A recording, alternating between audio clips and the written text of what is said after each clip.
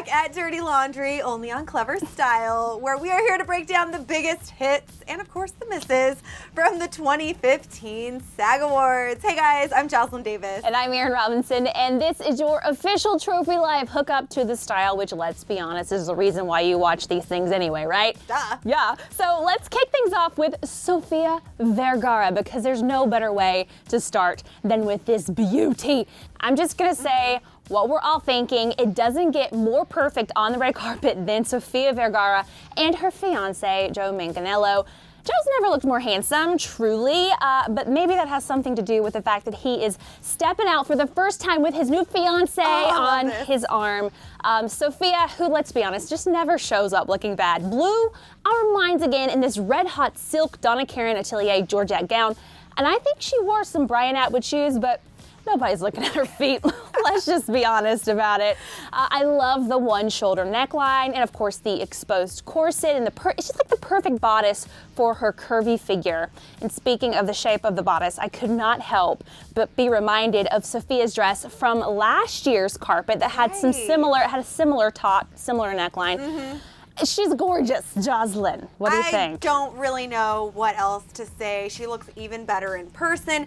The two of them together, I'm just surprised the world hasn't come to an end. I haven't seen Flying Pigs. They're like Barbies. But they're perfection. For me, mic drop, the end. Totally clever. Clever, obviously. Yeah! All right, moving on. Up next, we have Game of Thrones' very own Khaleesi, the gorgeous Emilia Clarke, who went for a really classic navy blue and black combo in a Donna Karan gown that featured one of the trends that we've actually been seeing a lot and really loving this year with that attached elegant cape. It was in the same navy as was the off-the-shoulder crisscross bodice of the dress. And then the actress finished off her look with gorgeous Cartier jewels. I am loving these drop earrings, and you can never go wrong with Cartier, right? Never, ever, ever. And lastly, Emilia kept with the elegant and classic theme, wearing her all-down hair straight with a deep side part. And then she just went for a really natural makeup look with some nice rosy pink on her lips. What'd you think, Erin? I thought she looked beautiful. I loved her hair. I loved her makeup. I think the dress was a little mature. It was a little matronly on her. She is so tiny. She's very short. And a dress like this really needs like height in order to really carry it properly. I feel like she looked a little stumpy in it. I loved the color. I'm kind of on the fence about this. Because she's Khaleesi, I want to say clever, but I don't know. Really, in my heart, it wasn't clever for me. I know I'm feeling the same way as you. I'm totally on the fence. I feel like it was a little ill-fitting on the top. So I guess it's about fashion for me, too. Not clever. I hate saying that. Moving right along to someone who always looks gorgeous as well is Sofia Bush. She went for a very old Hollywood vintage look in this burnt orange satin Vivienne Westwood gown. And let me first say that Sofia's hair and makeup, I honestly don't think it's ever looked better on her. I love the loose curls. I love the brown and caramel smoky eye.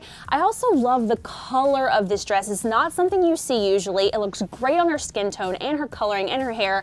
The top of this dress is also, I think, it's perfection. It's kind of a throwback to like Vivienne West, like very like Gone with the Wind. I love the shape, but I think the bottom is kind of where things get a little bit tricky. It's a little wrinkled. I'm not so sure that I love how it fits her. Like, I don't know. What do you think? Well, I totally see where you are coming from. I think from the waist up, this look is A+. Flawless. Yeah. And from the waist down, it gets a little hairy for me, just with the way that it's sort of draped along her body. But just because she did take a risk and go with a cool color, I'm gonna give her clever. Clever. Yeah! All right, let's talk about one of our favorites of all time, just ever. It's Emma Stone. The Birdman actress went for a really fun risk on the carpet, wearing a sexy menswear-inspired gown by Dior Couture that looked like she had on a tuxedo jacket with this elegant sheer gown underneath, and then it had this long, long train that added some drama to the overall look, and then peeking out under the dress were some sexy strappy heels, which again, you mentioned sometimes we can't even see the shoes, but here we could, which was cool. And then Emma pulled her signature red locks back into a very sleek pony and finished off the whole look with a great pop of red on her lips. But lastly, can we just take a second to zoom in on her left ear, which I know seems like a really weird random thing to do, but look at all those earrings. I know. This adds such a cool bit of edge to the overall look, and this is hard to wear. What do you you think? I give her props for being bold, for being different, stepping out and doing something that no one else is going to replicate on that carpet for sure.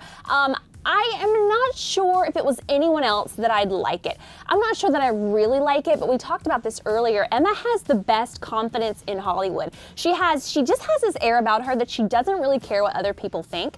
And so she literally is proving that she can show up and show out in something that really not a lot of people can pull off and pull it off. So there's a part of me that feels like it's not clever because I don't really like the Jekyll and Hyde aspect of it.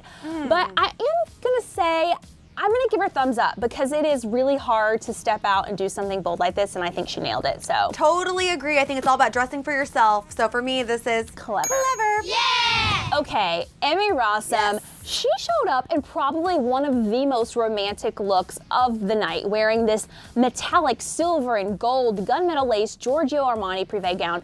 The lace overlay you can see up close is just so detailed and so impressive.